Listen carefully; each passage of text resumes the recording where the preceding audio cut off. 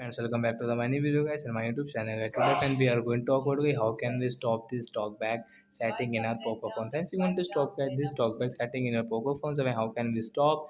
Today I will show you in this video guys. So before starting video friend, first of all go and subscribe the channel guys, click the bell icon, like my video. So first of all guys, you will have to use guys your two finger, and guys you can see your phone setting. So guys click on your phone setting with double tap. Then guys you can see this type of setting in your Poco phone. Then guys scroll with your two fingers. Guys click on your additional setting one finger and double tap. Then guys you can see accessibility guys, you can use your double tap direct. Also guys tap on vision and it will not work. So guys one tap and double tap. Talkback setting guys, tap here, tap here. Then guys your talkback will stop in your Poco phone, and guys you can see your talk about talkback setting guys, you can read from here how to use, how can be off and how can be on it. So like that guys you can use your talkback setting means, and guys you can stop your talkback. So that's it guys, thanks for watching the video, bye guys.